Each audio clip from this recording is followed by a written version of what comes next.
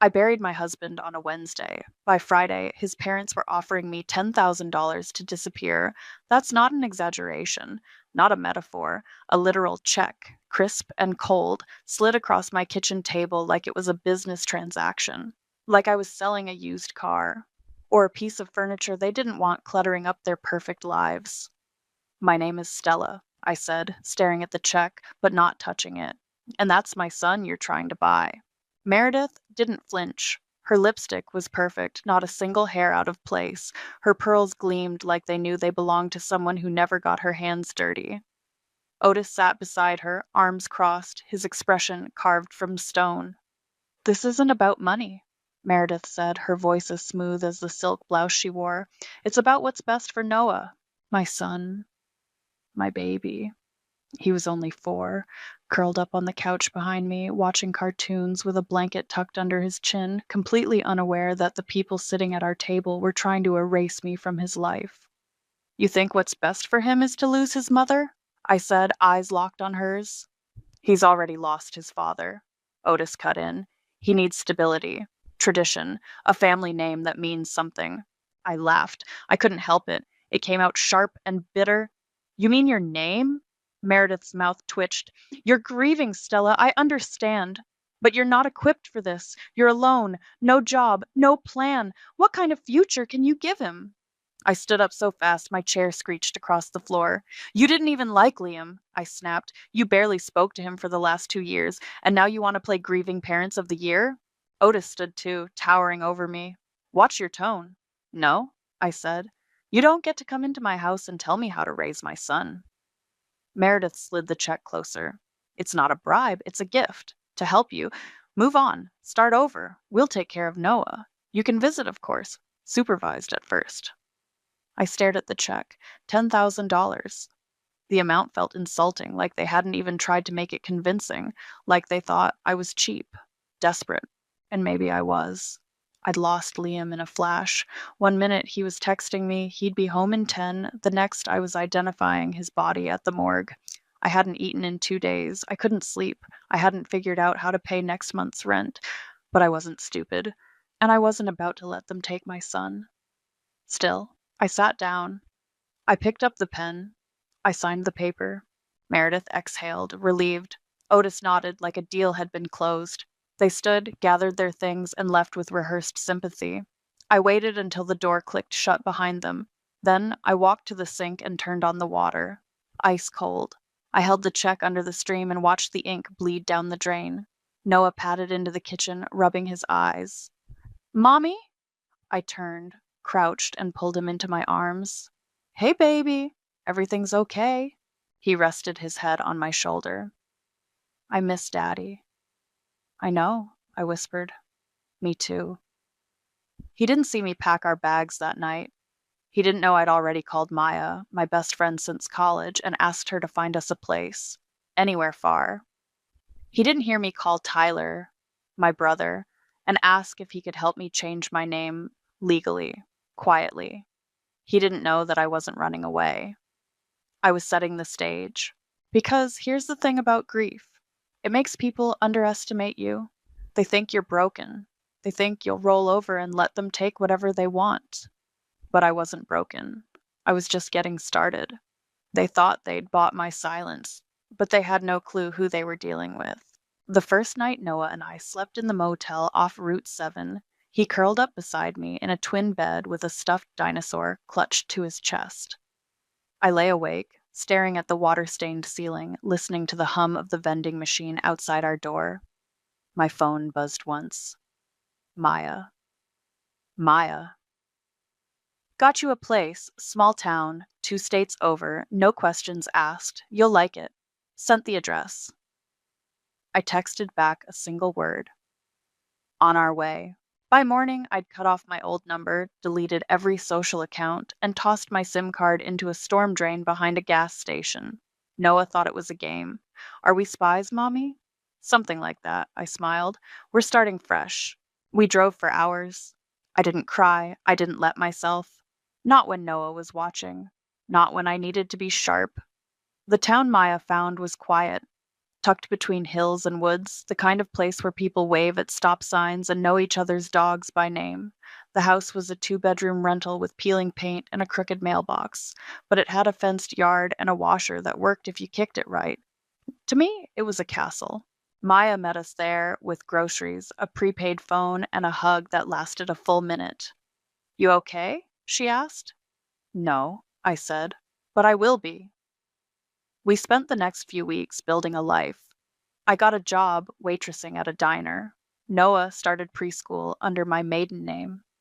I told people my husband had passed and I wanted a quiet place to raise my son. That was enough. No one pried. Then, one night, 2 months in, I got a message on the burner phone. Unknown number. Stella? I froze. No one called me that anymore. "This is Calvin. I just found out about Liam." I stared at the screen. My heart thumped once, hard. Calvin, Liam's younger brother, the one no one talked about, the one who'd vanished from every family photo after he left.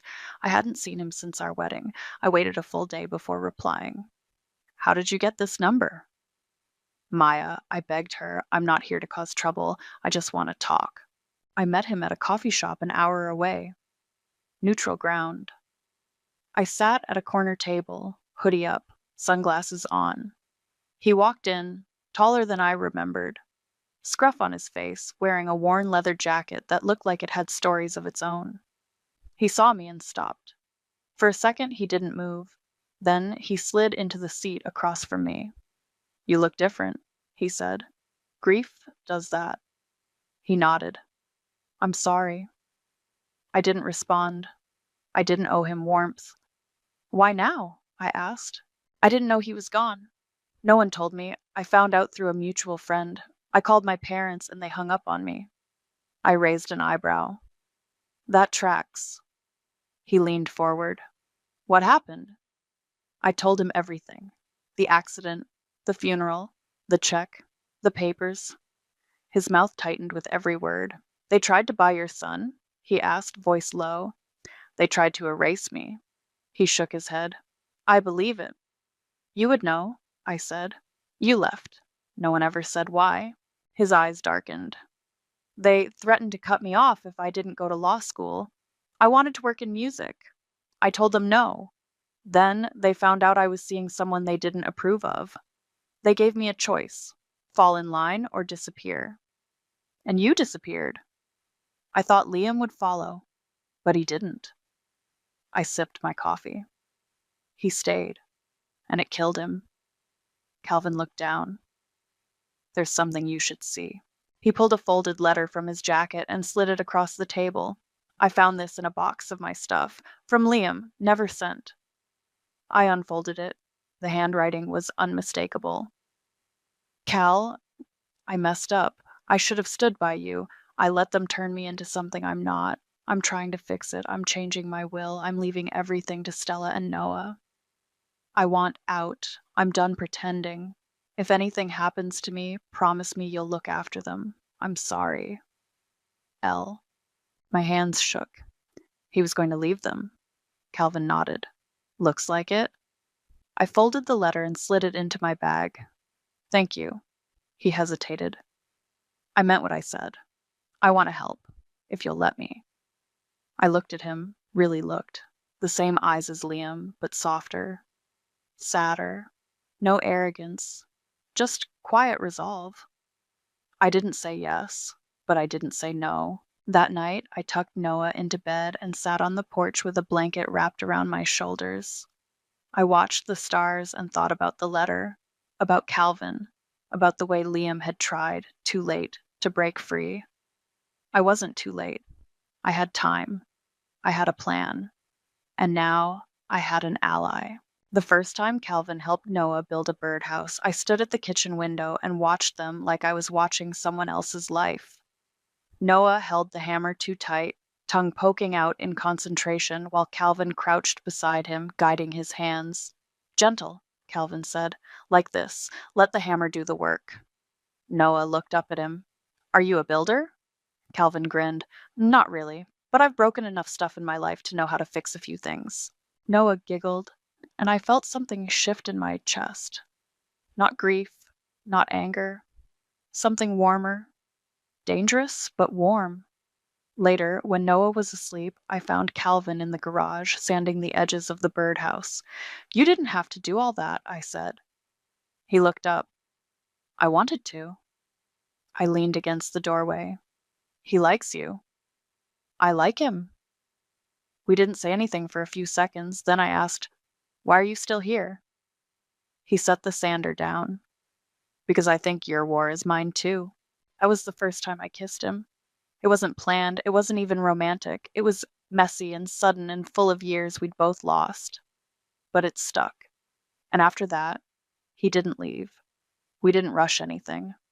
Noah called him Cal, and Calvin never pushed for more. He was just there, at bedtime, at breakfast, on rainy days when we built pillow forts and watched old cartoons.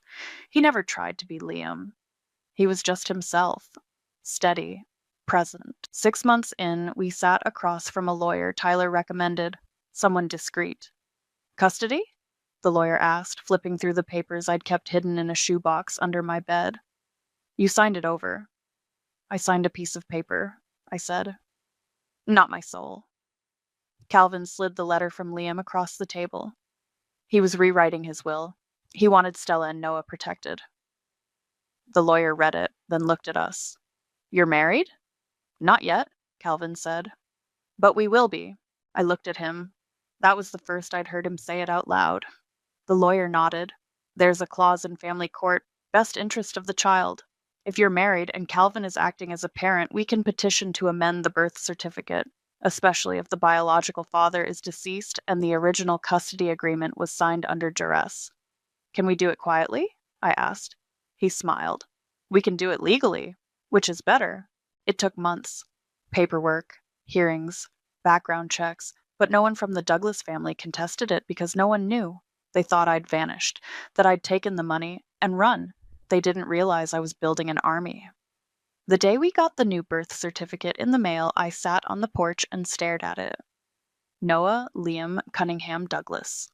Father, Calvin Douglas. Mother, Stella Cunningham. Calvin came out holding 2 mugs of coffee. Is that it? I handed it to him. He read it, then looked at me. You okay? I think so. He sat beside me. You know they'll find out eventually. I'm counting on it. We got married at the courthouse. No dress, no guests, just Maya, Tyler, and Noah holding a ring box and grinning like he'd just won a prize. Afterward, we went to a diner and ordered pancakes and milkshakes. Calvin let Noah pour syrup until it overflowed. You're gonna rot your teeth, I said. Calvin winked. Worth it. That night, I tucked Noah in and sat beside him. Calvin's your dad now, I said gently. He blinked up at me. I know. You okay with that? He nodded. He makes good pancakes. I laughed, then kissed his forehead. Yeah, he really does. Later, I found Calvin in the living room, flipping through channels. He knows, I said. Calvin looked up. And? He's good. He set the remote down. You ever think about going back? Every day. You scared? I shook my head. I'm ready. He leaned forward. Then let's do it.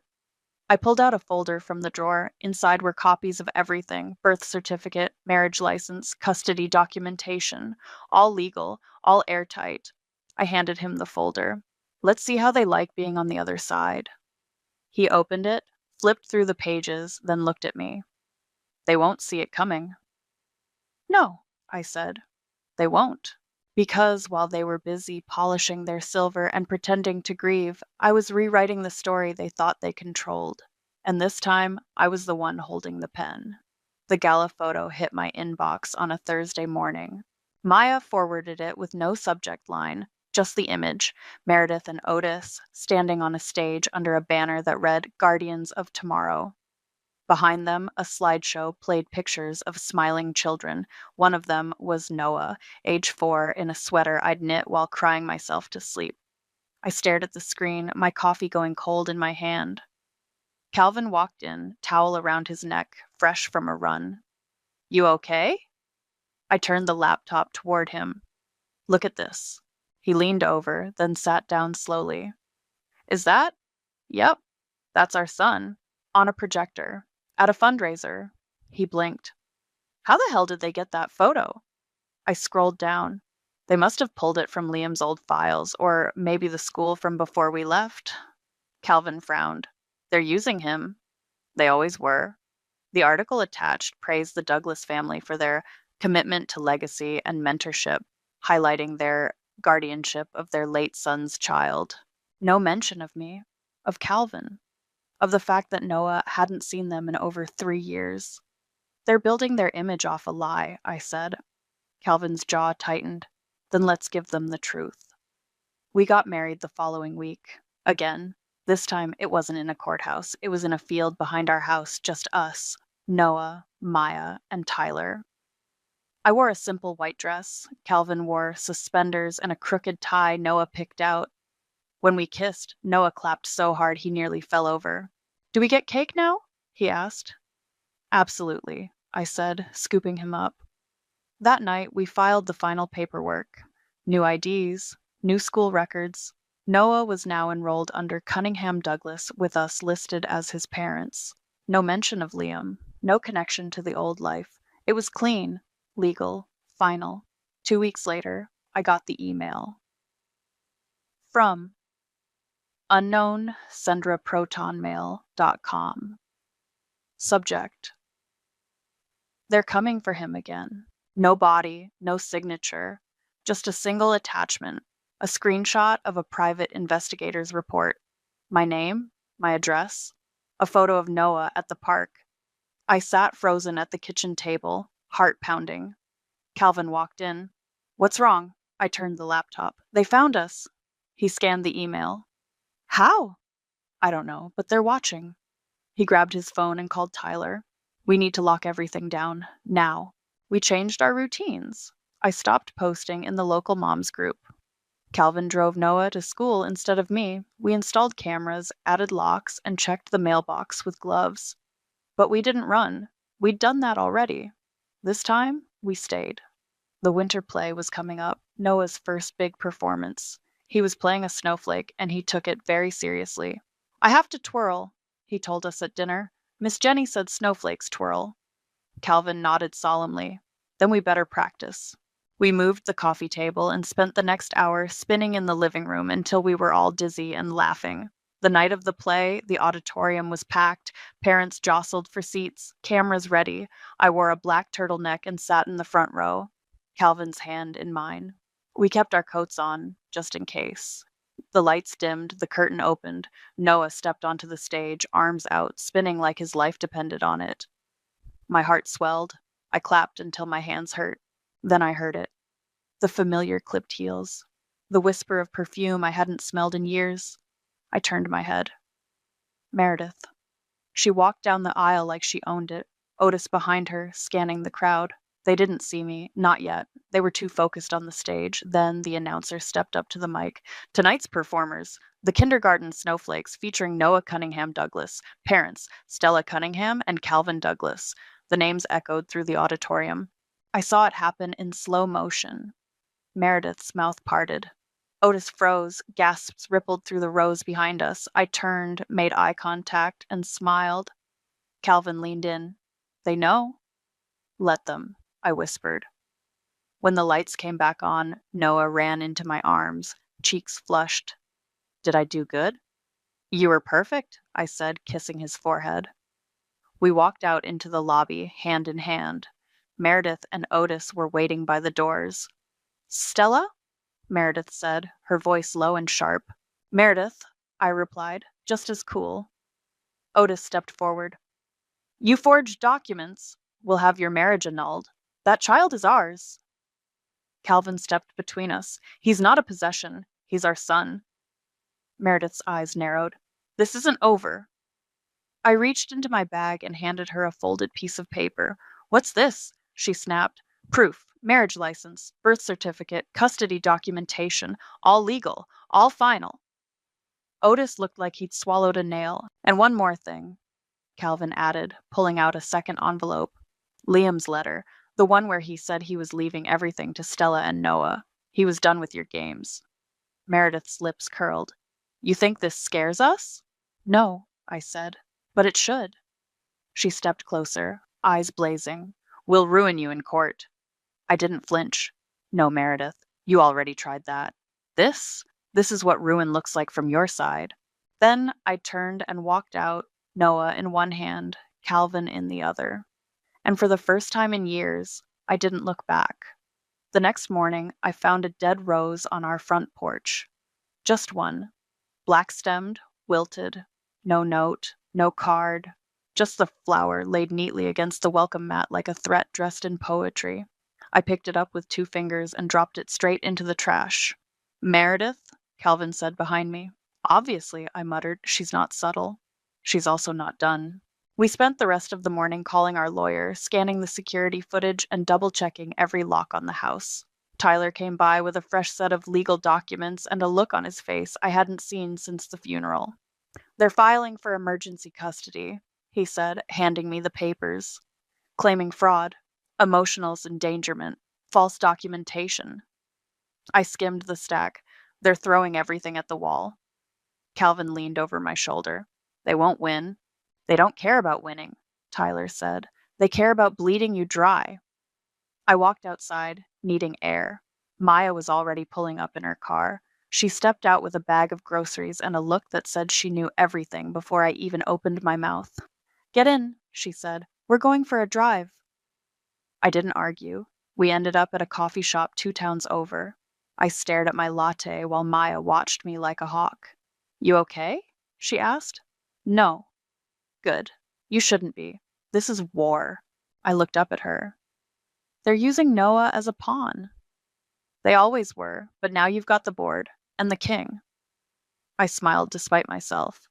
You've been watching too much chess drama. She leaned in. You need to hit back harder, publicly. I hesitated. You mean media?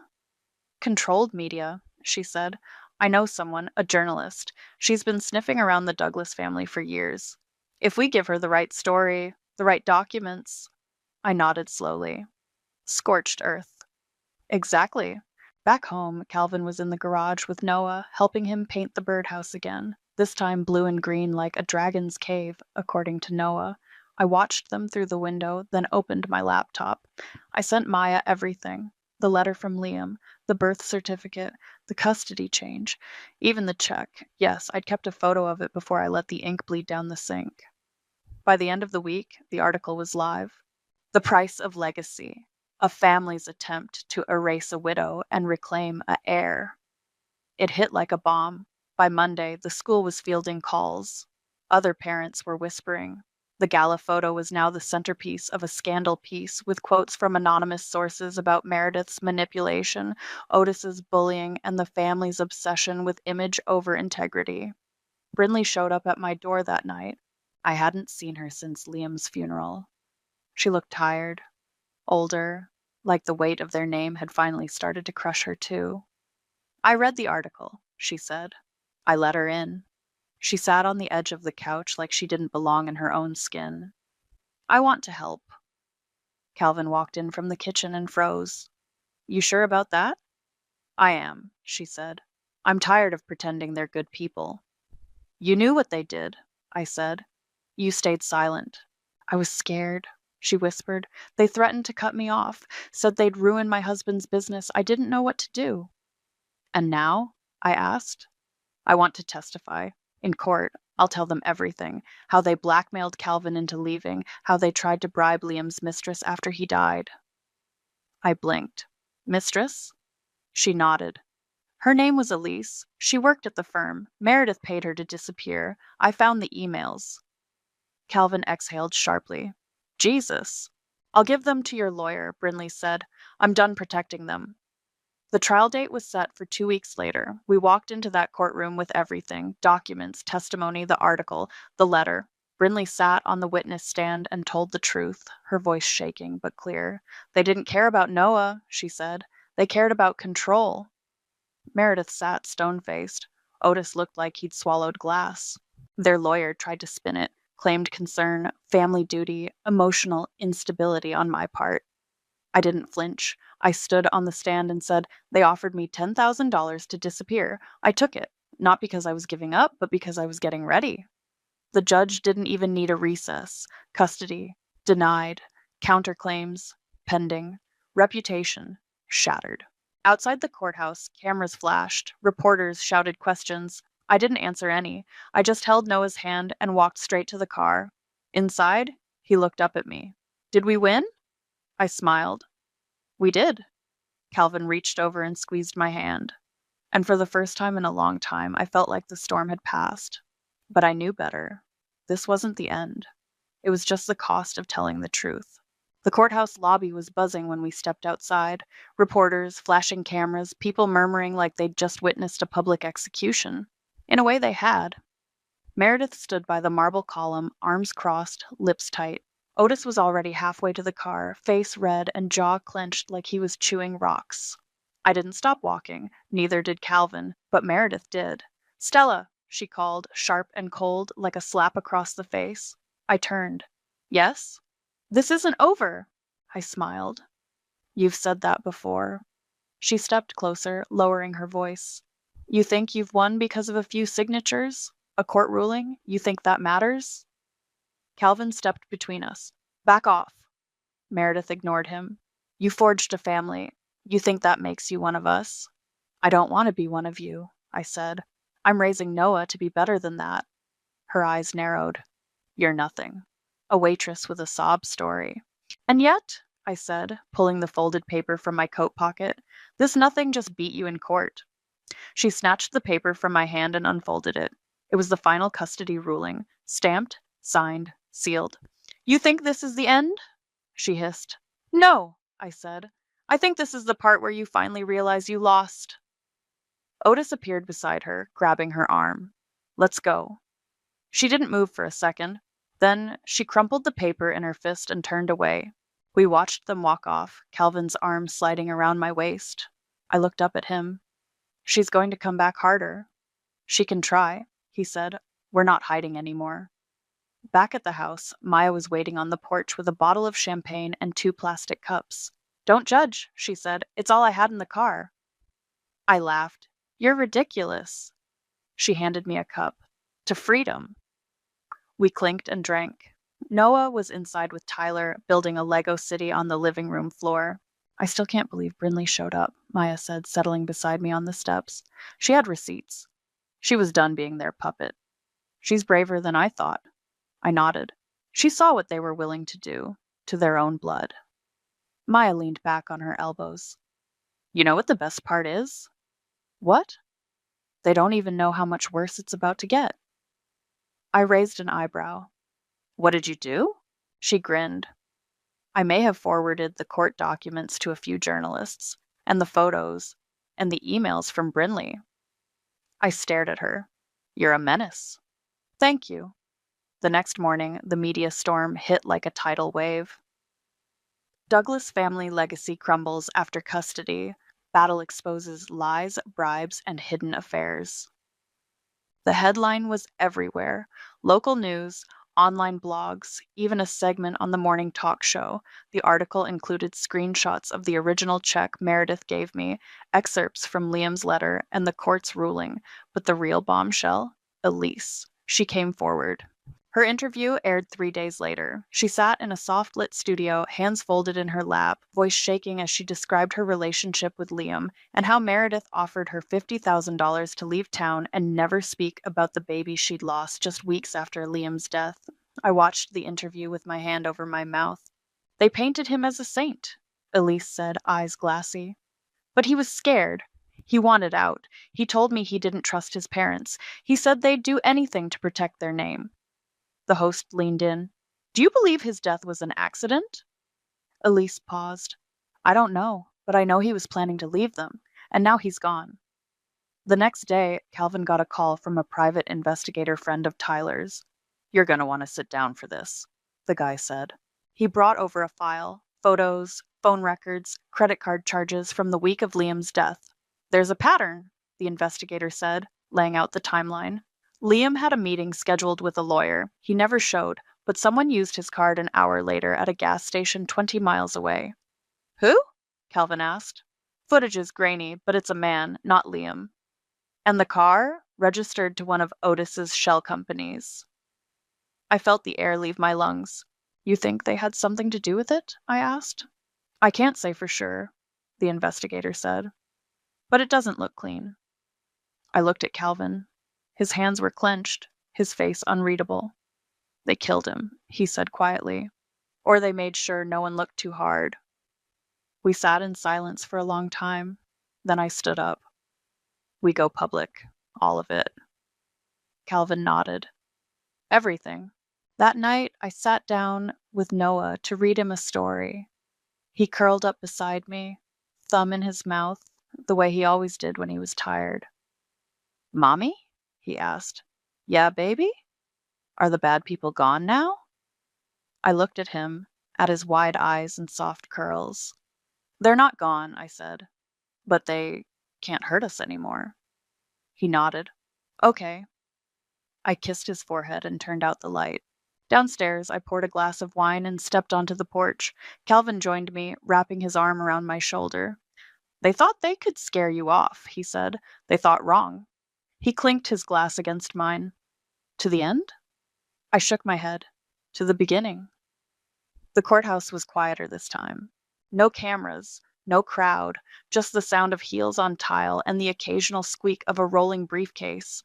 This wasn't about custody anymore. This was civil court, defamation, emotional damages, and the slow public unraveling of Meredith and Otis's carefully curated empire. Calvin and I sat at the plaintiff's table, hands clasped under the table.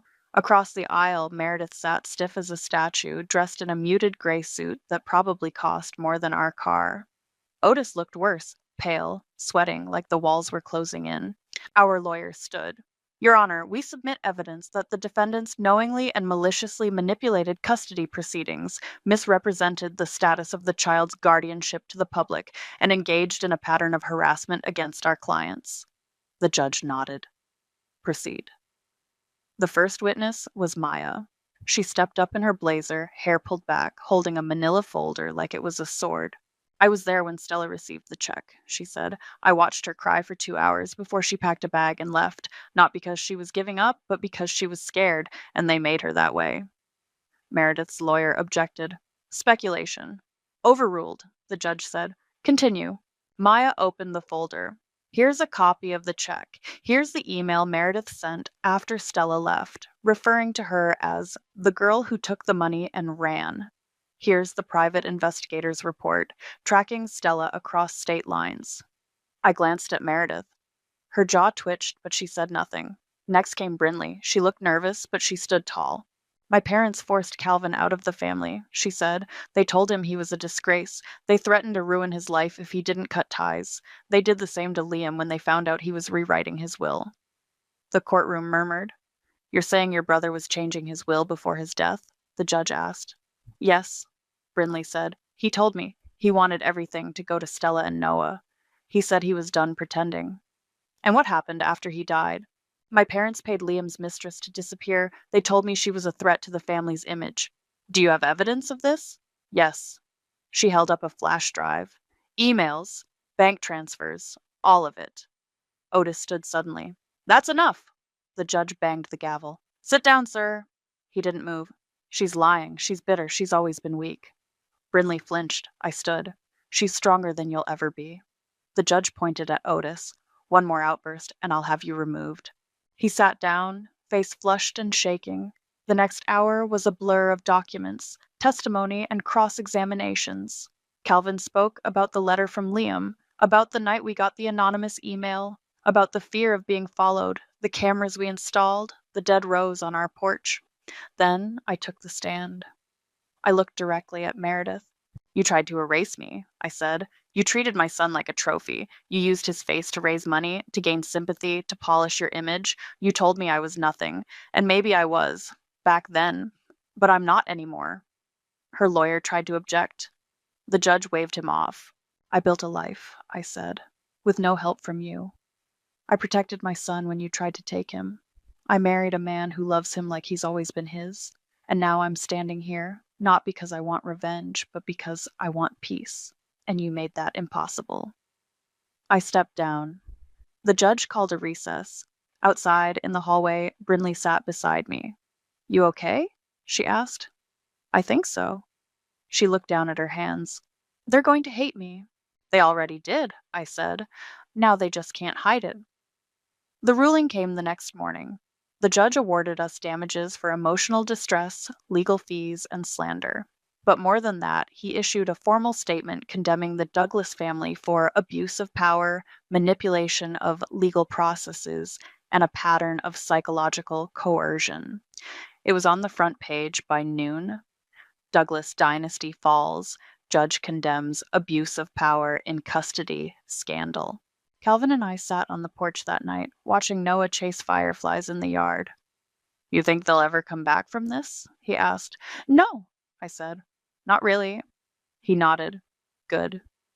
Noah ran up, holding a glowing jar. "Look, I caught 5." I smiled. "That's amazing, baby." He held it up to Calvin. "You want to let them go with me?" "Absolutely," Calvin said, standing. I watched them walk to the edge of the yard, open the lid, and lift the jar. The tiny lights floated up and away, blinking like stars. And for the first time in a long time, I didn't feel like I was fighting. I felt like I'd won. The letter had been sitting in the bottom of Liam's old coat pocket for years. I found it while packing up the last of the boxes from the storage unit, the one I hadn't touched since the night we left. I almost didn't open it. I thought I'd read everything he ever wrote. But this one was different. The envelope was sealed and yellowed at the edges, addressed to me in handwriting that looked rushed. I sat on the floor, legs crossed, and peeled it open. Stella. If you're reading this, I didn't get to say what I needed to.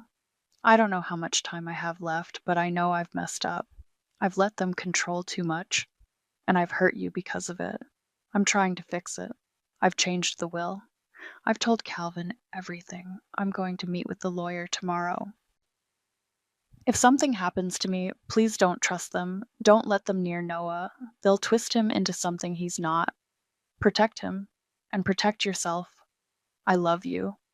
I'm sorry. La.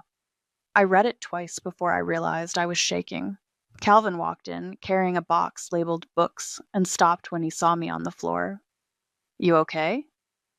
I held up the letter. He sat beside me. "Another one?" I handed it to him without speaking. He read it slowly, eyes scanning every word like they might change if he blinked. When he finished, he looked at me. He knew. I nodded. He was scared. He was trying to get out. I folded the letter and slid it into my bag. They made sure he didn't. We didn't speak for a while. The silence wasn't heavy. It was just full. Later that night, we stood in the kitchen while Noah colored at the table. The radio played softly. Calvin stirred pasta on the stove.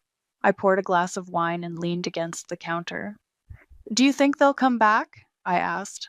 Calvin shook his head. "Not after the ruling. Not after Elise's interview. Not after Brinley. But they still have money. Connections." He turned to face me. "They had everything, and you still beat them." I let that sit for a second. "I'm not sure I'm the same person I was," I said. "You're not," he said. "You're stronger." I looked over at Noah. He was humming to himself, drawing a dragon with a crown. "He doesn't even remember them," I said quietly. Calvin came over and put his arms around me. "Good."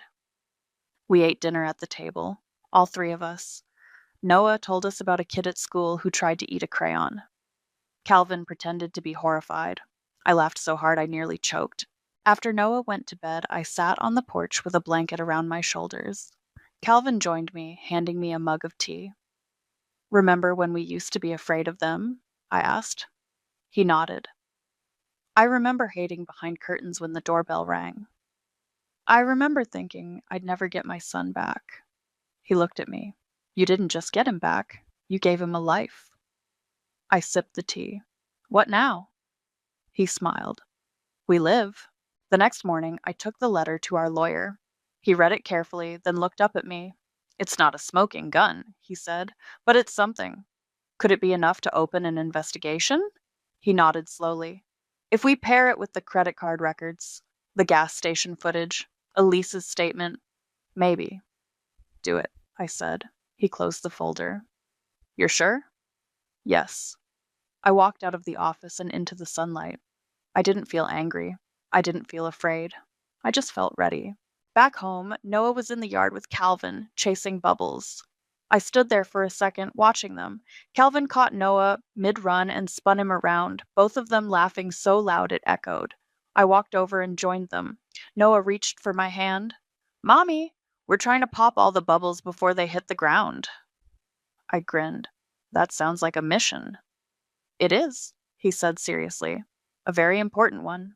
We spent the next hour running through the yard, popping every last bubble. When the sun started to set, we lay in the grass, all three of us staring at the sky. You know what I think? Noah said. What? Calvin asked. I think we're the best family ever. I looked at Calvin. He looked at me. Yeah, buddy, I said. I think you're right. Sometimes karma takes its time. Sometimes it waits, watches, lets people dig their own graves with silk gloves on. And sometimes, if you're lucky, karma hands you the shovel. They thought karma didn't recognize their address. Turns out, sometimes karma lets you deliver the package yourself.